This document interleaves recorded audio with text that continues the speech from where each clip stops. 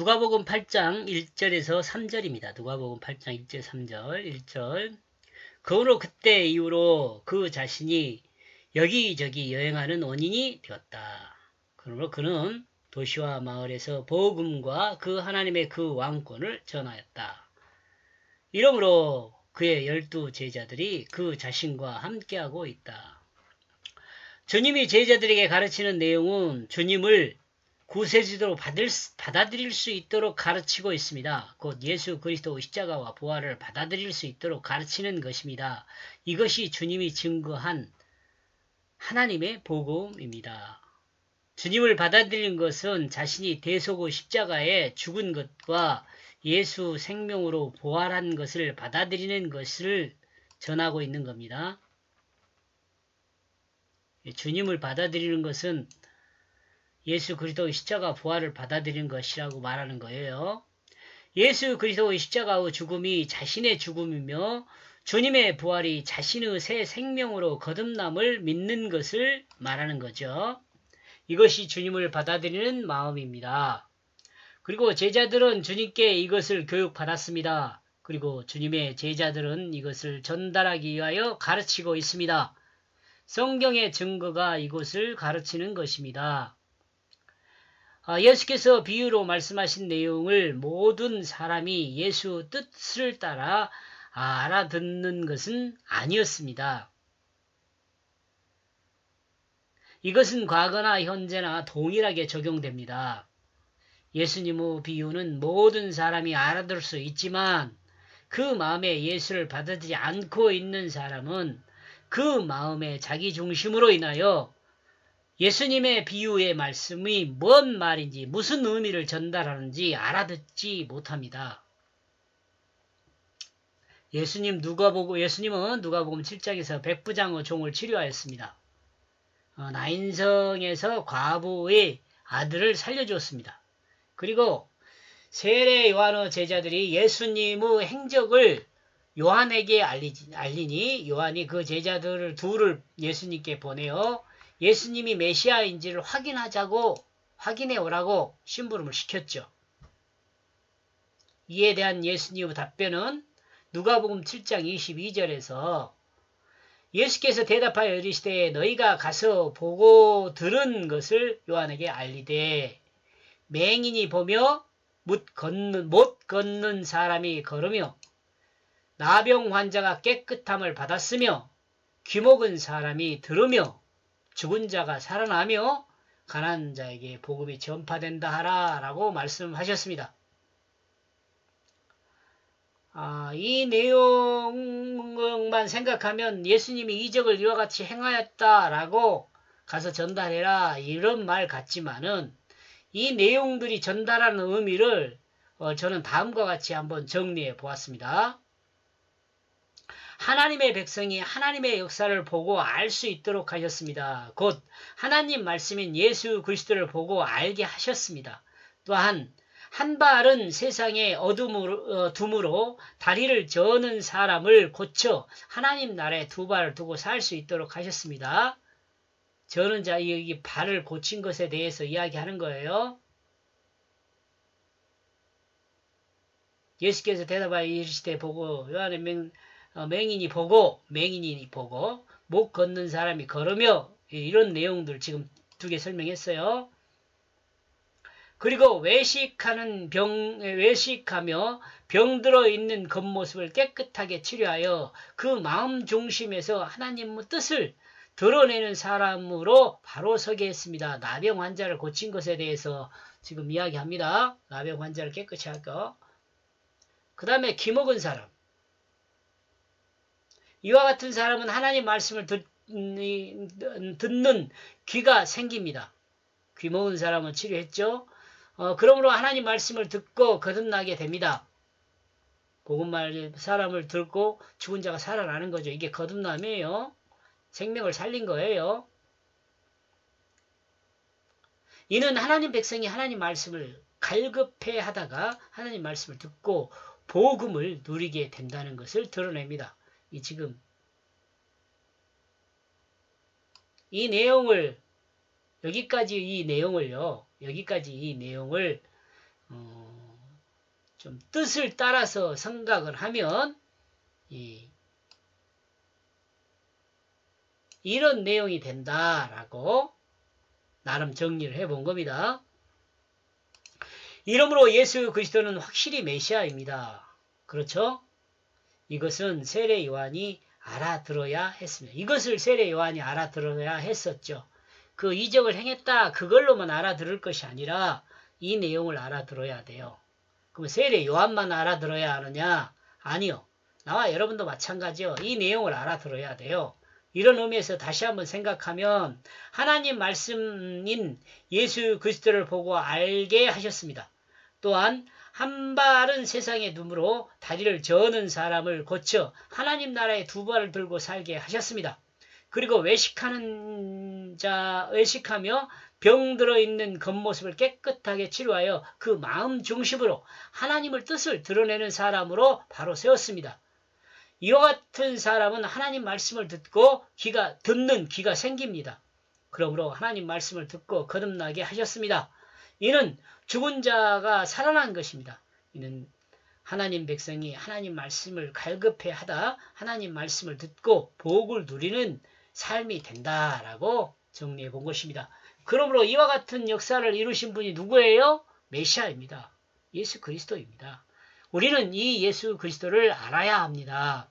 우리는 8장을 넘어가기 전에 예수님께서 7장에서 말씀하신 내용 두 가지 말씀을 기억해야 합니다. 왜냐하면 예수로 인하여 실족한 사람이 있기 때문에 그렇습니다. 누가복음 7장 23절에서 누구든지 나로 말미암아 실족하지 아니한 자는 복이 있다고 했거든요.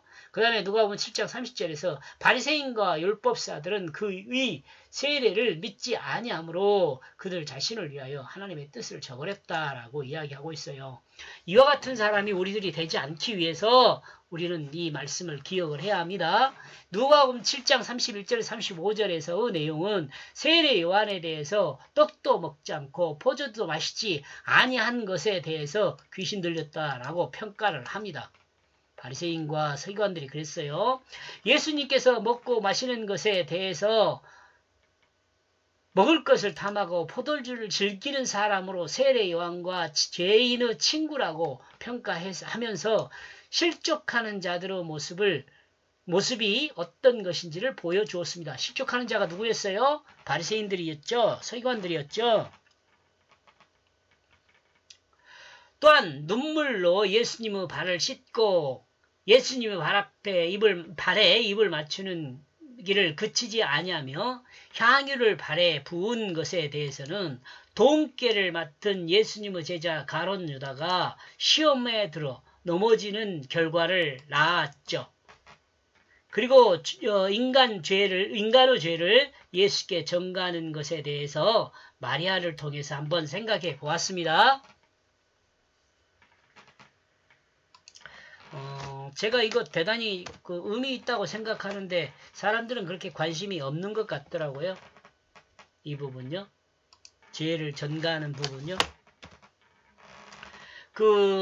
아담으로부터 죄가 어떻게 전가되었는가 그것에 대해서는 사람들이 관심이 많아요. 그래서 논문도 제법 있어요. 그것에 대해서는. 근데 인간의 죄를 어떻게 예수님께 전가했는가 그 부분은 없어요. 이 앞의 시간에도 제가 말씀드렸지만 그 부분에 대해서는 저를 가르친 선생님이 예수님께서 요단강에서 세례를 받을 때 전가했다 그러는데 제 생각은 다르다 그랬죠. 이 앞에 제가 설명을 드렸습니다.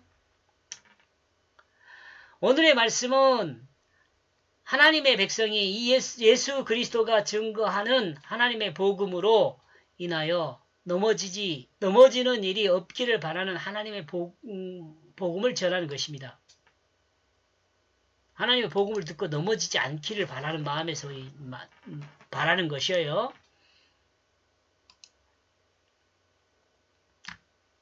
2절 그리고 그 어떤 여자들이 그들과 함께하고 있다. 악한 영혼과 질병으로부터 분리되어 건강을 회복하게 된 막달라에 거주하는 자라 불리는 악한 7영이 나간 마리아.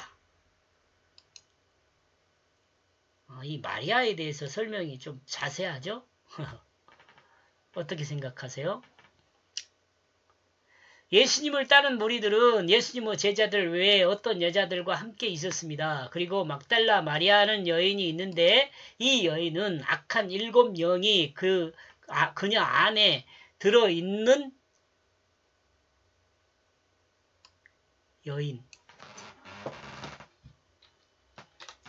여인이다. 여인이었습니다. 그런데 그녀는 예수님으로 인하여 그 악한 영과 질병을 치료를 받고 건강을 회복한 여인입니다.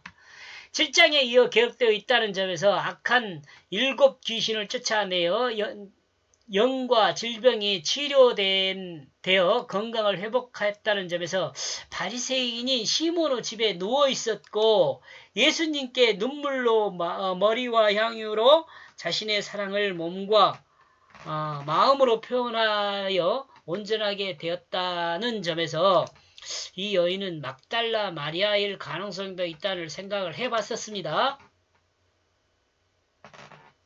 그 바리새인 시몬, 문둥이 시몬, 뭐 여러 가지로 생각해 볼 수 있는데 그 사람은 집에 누워 있었던 사람 여인이 하나 있었잖아요. 그 여인이 예수님께서 시몬의 집에 왔을 때 이 향유 한 근을 그 발에 묻고 눈물로 이 발을 적시며 머리카락으로 발을 닦아냈던 그 여인이잖아요. 근데 그 길은 지금 이 앞에 부분에서는 여인으로만 돼 있어요.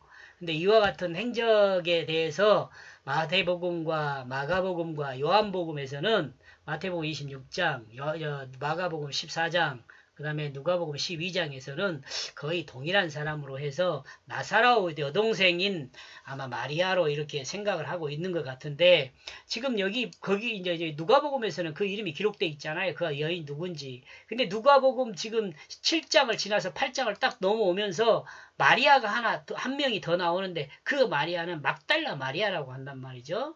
근데 이 막달라 마리아는 7 귀신 들려가지고 질병도 걸려 있어서 지금 앞에서 언급하고 있는 그 여인을 생각하게 하는 부분이 있어요. 근데 이 복음서 지금 마태복음과 마가복음과 요한복음에 기록되어 있는 여인은 아마 거의 그 나사로 동생 마르다의 형제 마르다와 같은 동기인 마리아일 가능성이 많아요. 나사로의 여동생인 마리아일 가능성이 많아요. 근데 이 나사로나 막달라 마리아나 나사로나 그 마리아나 그 다음에 마르다는 베다니 사람이에요. 시몬, 문둥이 시몬도 베다니 사람이에요. 근데 지금 여기에 등장하는 막달라 마리아는 지금 앞에 막달라라는 말이 붙었는데 이 막달라라는 말은 마을 이름이거든요. 이 막달라라는 말은 망대라는 의미를 가진 이름이에요. 망대에 사는 여인, 마리아 이렇게 생각할 수 있는 그러니까 아마 다른 사람이다 이렇게 생각해 볼 수 있는 거죠. 좀 복잡하죠? 이름으로 7장에 등장하는 여인이 나사로 누이 마리아라면 막달라 마리아는 아닐 것으로 이렇게 생각을 해볼 수 있습니다. 3절 계속해서 여인들에 대해서 이야기를 합니다. 그리고 헤롯의 청지기의 아내 요한나와 그리고 수산나 많은 여자들이 수용원이 되어 있다. 그녀 자신들 아래 그녀들이 있었다. 설명해 주는 말이죠. 이 본문의 내용으로 보아 최소한 예수님은 12 제자들과 이름을 알 수 없는 세 여인으로 이름을 알 수 없다는 말이 안 된 것 같아요. 이름 알 수 있는 이죠. 예, 이름을 알 수 있는 세 여인으로 막달라 마리아가 있고 요한나가 있고 수산나가 있습니다. 그리고 그녀 자신들 아래 많은 여자 수행원들이 있었다라고 지금 정리하고 있습니다. 이러므로 예수님은 한 곳에 정착하지 않고 많은 도성과 마을을 다니면서 하나님의 복음을 증거했습니다. 예수님이 이 땅에 온 목적에 대해서 분명하게 증거하는 말씀이 있는데 예수님은 곧 하나님의 복음을 증거하기 위해서 왔다고 말씀하고 있습니다. 막달라 마리아에 대해서 여러분 혹시 사전 있으면 한번 찾아보세요. 제가 간단하게 요약 정리한 내용인데요. 디베랴 북쪽 5km 지점에 비옥한 겟네사렛 평야의 남단에 있는 엘 메지델과 동일시되는 지역이라고 합니다.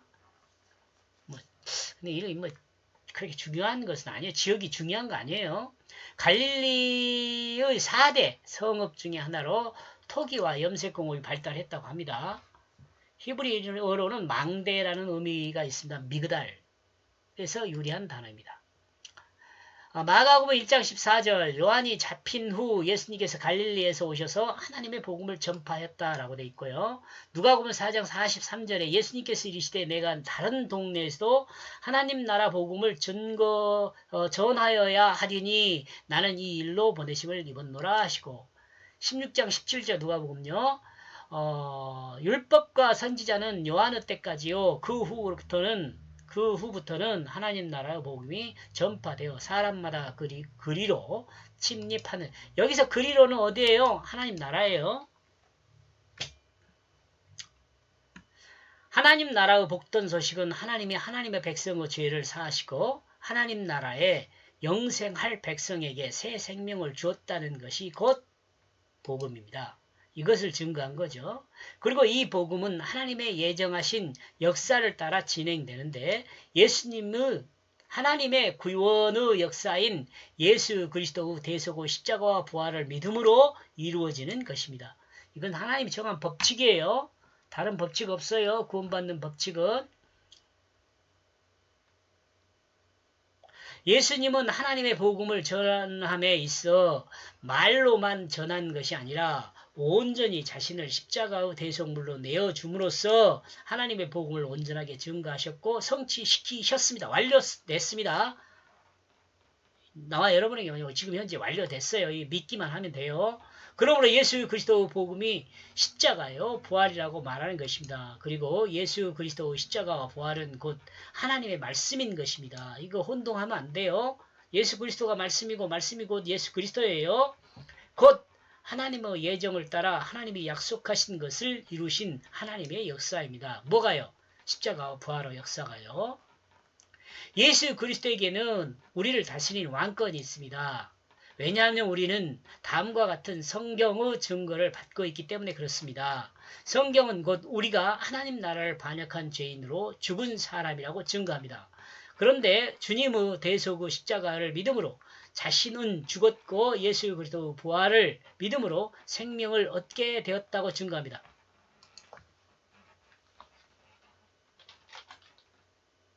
예수 생명을 얻었다고 증거합니다. 이러므로 우리의 생명은 이제 우리의 것이 아니라 곧 주님의 것입니다. 이러므로 우리의 생명의 주는 곧 예수 그리스도가 되는 것입니다. 이러므로 만약 우리가 죽지 않고 아직 자신의 생명으로 살아있는 사람은 곧 죽은 사람이요. 뭔 말인지 알겠죠? 아직도 살고 자신이 살아있는 사람은 그 사람 죽은 사람이에요. 근데 자신이 죽고 하나님 말씀의 생명으로 살았다면 그 사람이 산 것이죠. 자신이 예수 그리스도 대속의 십자가와 함께 죽은 사람은 그리스도로 인하여 영생을 얻은 생명의 사람이 되는 것입니다. 예수님이 성과 마을을 찾아다니며 하나님의 복음을 증거한 것은 바로 이 복음을 증거하고 있는 것이었습니다. 이와 같은 하나님의 역사에 동참한 사람들이 바로 예수님의 12 제자이며 막달라 마리아와 요한나와 수산나와 많은 여인들이 있었던 것이었습니다. 참고로 이 이름들의 의미를 따라 생각하면 여기 세 여인의 의미입니다. 반역자가 여호와의 총애를 기다리는 백합화 같은 깨끗함으로